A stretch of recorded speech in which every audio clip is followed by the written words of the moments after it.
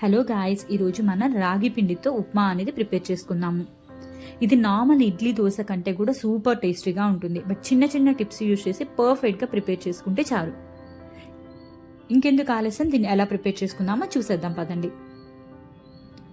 ముందుగా ఒక బాండీలో కొంచెం ఆయిల్ వేసుకొని, ఆయిల్ హీట్ అయిన తర్వాత కొన్ని జీడిపప్పు పలుకులు, పచ్చిపప్పు, మినప్పప్పు వేసుకొని దోరగా వేయించుకోండి.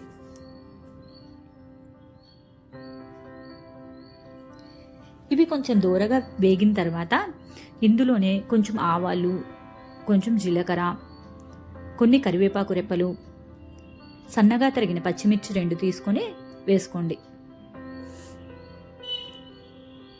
ఇవి కొంచెం వేగినాక ఒక పెద్ద ఉల్లిపాయని చిన్న చిన్న ముక్కలుగా కట్ చేసుకున్నానండి నేను, అవి వేస్తున్నాను.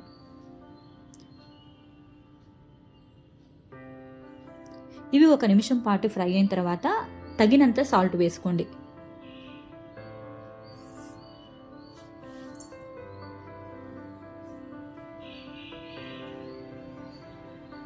ఇప్పుడు మళ్ళీ ఫ్రై చేసుకోండి. చూస్తున్నారు కదా ఫ్రెండ్స్, మనకు ఆనియన్స్ అయితే ఫ్రై అయిపోయినాయి. ఇప్పుడు ఒక పెద్ద టమాటాని చిన్న చిన్న ముక్కలుగా కట్ చేసుకొని వేసుకున్నాను. మూత పెట్టుకుని టమాటాలు మగ్గేంత వరకు మగ్గించుకోండి.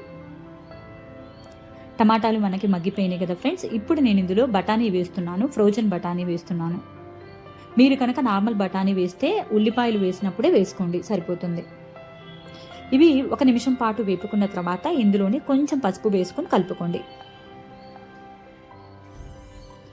మనకి మొత్తం బాగా వేగిపోయినాయి కదా ఫ్రెండ్స్. ఇప్పుడు మనం 1 కప్పు వరకు బొంబాయి రవ్వ తీసుకుంటున్నాను.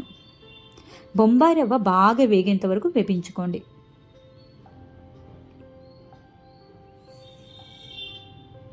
కనీసం 2 నిమిషాలైనా పడుతుందండి ఇవి వేగడానికి. ఇలా బొంబాయి రవ్వ మొత్తం వేగిన తర్వాత 1 కప్పు వరకు రాగి పిండి తీసుకోండి. మనం బొంబాయి రవ్వ ఏ కప్పుతో అయితే తీసుకుంటామో అదే కప్పుతో రాగి పిండి 1 కప్పు తీసుకోండి. రాగి పిండి కూడా బాగా వేగాలండి, గుర్తుంచుకోండి.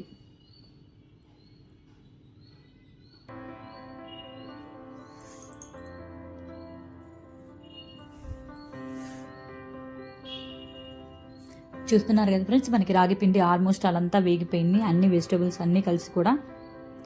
ఇప్పుడు ఇందులో మనం 4 కప్పుల వాటర్ పోసుకోవాలి.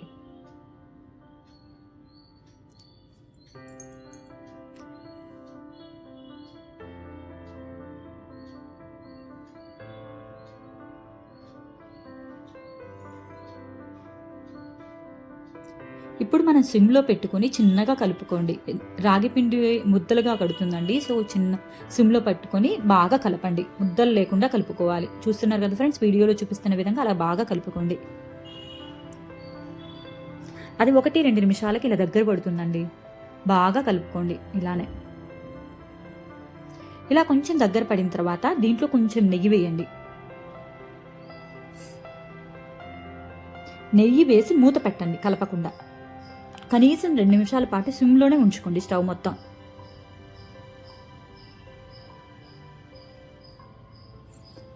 ఇప్పుడు చూసారు కదా ఫ్రెండ్స్, నెయ్యి మొత్తం కరిగిపోయి మనకి రాగి పిండితో సహా మొత్తం అనేది దగ్గర పడింది, బాగా ఉడికిపోయి. ఇప్పుడు ఒకసారి కలుపుకొని స్టవ్ ఆఫ్ చేసేయండి. స్టవ్ ఆఫ్ చేసి ఒక పెద్ద నిమ్మబద్దని పిండేసుకోండి.